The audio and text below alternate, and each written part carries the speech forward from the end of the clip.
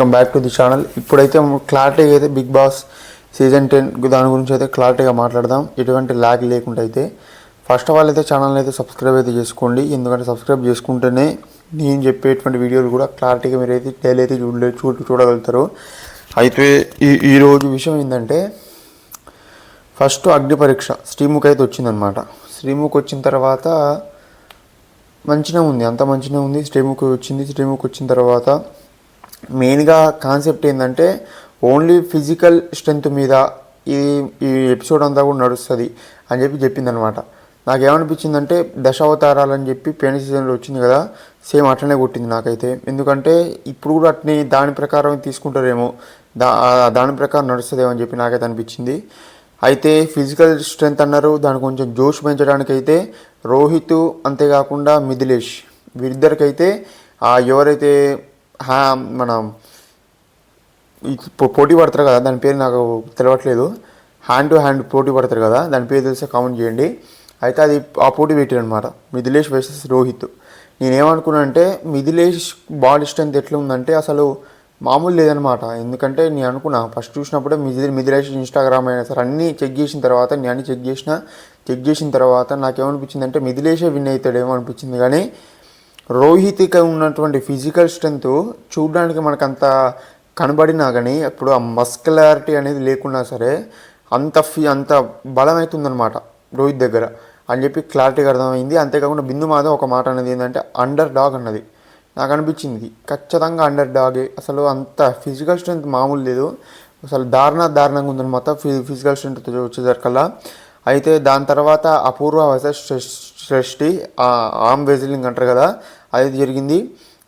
దాంట్లో అయితే సృష్టి విన్ అయిపోయింది అనమాట. దాని తర్వాత ఒక టాస్క్ అనమాట. ఏం టాస్క్ అంటే, మ్యూజికల్ చైర్స్ అనేటువంటి ఒక టాస్క్ పెట్టిన తర్వాత మన అమర్ వర్సెస్ రోహిత్ అనమాట. అమర్ వర్సెస్ రోహిత్ అయితే దాంట్లో అయితే మన రోహిత్ అయితే విన్ కావడం జరిగింది. విన్ అయ్యేసరికల్లా రామకృష్ణ అని అయితే ఎలిమినేట్ చేసేసారు అనమాట. అందరు తిరిగిన తర్వాత బాగానే అంత మంచిగా నడుస్తుంది. దాంట్లో అయితే బాయ్స్ అందరు తిరిగిన తర్వాత మన రోహిత్ అయితే గెలవడం జరిగింది. రోహిత్ గెలిచిన తర్వాత రామకృష్ణ వీక్గా ఉన్నాడు మెంటల్గా, నాకు దీనికి పనికిరాడు అని చెప్పడం జరిగింది. ఎందుకంటే రామకృష్ణని చూస్తుంటే ఒక అమాయకుల్లాగా, అసలు ఏం తెలియని అతనిలాగా అయితే నాకు కూడా కొడుతుండు. దాని తర్వాత ఝాన్సీ విన్ అయిందనమాట. ఝాన్సీ విన్ అయిన తర్వాత అపూర్వని తీసేసారు. దాని తర్వాత మిథిలేష్ విన్ అయ్యిండు. మిథిలేష్ విన్ అయిన తర్వాత ఏం చేసిండు అంటే, చరణ్ని తీసేసిండు. వీరిద్దరిది బాగుందనమాట టైమింగ్. ఎందుకంటే చరణ్ ఏమన్నాడు అంటే, అసలు ఎందుకు తీసేసిన ఏంటంటే, ఫిజికల్ స్ట్రెంత్ లేదంటే నాకు ఫిజికల్ స్ట్రెంత్ లేదంటే నీకు బుద్ధి లేదు అని చెప్పిండు అనమాట. ఈ డైలాగ్ అయితే నాకైతే మస్తు నవ్వు వచ్చింది అనమాట. ఎందుకంటే ఎవరు కూడా ఎక్స్పెక్ట్ చేయలే, ఆ జడ్జెస్ అయినా సరే ఇంకెవరైనా సరే ఆ డైలాగులను అయితే ఎక్స్పెక్ట్ చేయలే. అందుకని చెప్పి చరణ్ అయితే తీసేసాడు అనమాట. చరణ్ పోవద్దు అని చెప్పి అనుకున్నా కానీ చరణ్ తీసేసారు. దాని తర్వాత షష్టి విన్ అయింది అనమాట. షష్టి విన్ అయిన తర్వాత ప్రియాంక అనేది తీసేయడం జరిగింది. ఆ ప్రియాంకని తీసేసిన తర్వాత ప్రియాంక సంచాలకు ఉందనమాట. దాంట్లో దీపక అమన, దీంట్లో ఎవరు కూర్చోరు ఏం సంగతి అనేది నడుస్తుందన్నమాట. నడుస్తుంటే అపూర్వ వచ్చిందనమాట. అపూర్వ వచ్చి దీపక్ కూర్చుందని చెప్పడం జరిగేసరికి అమ్మనికైతే పిచ్చ కోపం వచ్చిందనమాట. ఎందుకంటే నువ్వు ముందు టాస్కులనే నువ్వు ఇట్లా చేసినావు, నన్ను అన్నావు నువ్వు సంచాలక గుండి, నన్ను ఏం చేయలేవు, నువ్వు తప్పంతా నీ వైపు ఉంది, సంచాలకే నువ్వు కరెక్ట్ చేయలేవు, ఇప్పుడు మళ్ళీ పాయింట్ తీస్తున్నావు, అటు ఇటు పోయి నాకే బొక్కబడుతుంది మీ వల్ల అని చెప్పి అమ్మను అనమాట. దాంట్లో అయితే కరెక్ట్ పాయింట్లు ఉన్నాయన్నమాట. సంచాలక చేయడం అపూర్వకి రాదని చెప్పి నేను 100% చెప్తా.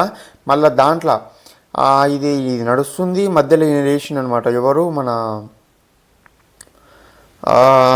మిథిలేష్ లేచిన అనమాట. మిథిలేష్ లేచి దీపక్ను పట్టుకొని, నువ్వు నాకు ఆల్రెడీ చెప్పినావు, నేను ఎట్లయినా ఓడిపోతా అని చెప్పినావు కదా, నీకు ఆల్రెడీ ఆ స్పిరిటే లేదు, నీకు నువ్వు ఎంతసేపు ఉన్నా కానీ అమ్మని చూస్తున్నావు తప్పించి నీకు ఆ స్పిరిటే లేదు, అమ్మని ముందుకు వచ్చినా వెనక్కి వచ్చినా అదొక్కటే చూస్తున్నావు నువ్వు అని చెప్పడం జరిగింది. అంతేకాకుండా మన బిందు మాధవి గారు కూడా ఆ దీపక్ ఏమన్నాడు అంటే, గెలవంగానే నువ్వు కొంచెం ఇసుంటి వచ్చినావు, కొంచెం సైడ్కి తిరిగినావు అనగానే ఎస్ కరెక్టే అని అది మన బిందు మాధవ్ కూడా అన్నది. దాని తర్వాత ఇది గొడవ మంచిగా నడుస్తుంది. శ్రీముఖ్ ఏమో మంచిగా ఒకరి తర్వాత ఒకరు గొడవ పడండి అని చెప్పింది. ఇంకా ఆ గొడవ అంతటితోనే అయిపోయింది అనమాట. అంతటితోనే అయిపోయిన తర్వాత వీకర్స్ వర్సెస్ మా ఓడిపోయిన వాళ్ళు అనమాట. దీంట్లో అయితే ఓడిపోయిన వాళ్ళు. మీకైతే ఎవరు ఎలిమినేషన్ అయ్యారు, ఏం సంగతి, అసలు అసలు రెడ్ కార్డు ఏదైతే ఉందో ఆ కార్డు ఎవరు తీసుకుపోయారు, ఏం సంగతి అనేది కూడా చెప్తాను నేనైతే. వెయిట్ చేయండి. అయితే ఇదంతా నడుస్తూనే ఉంది బాగానే.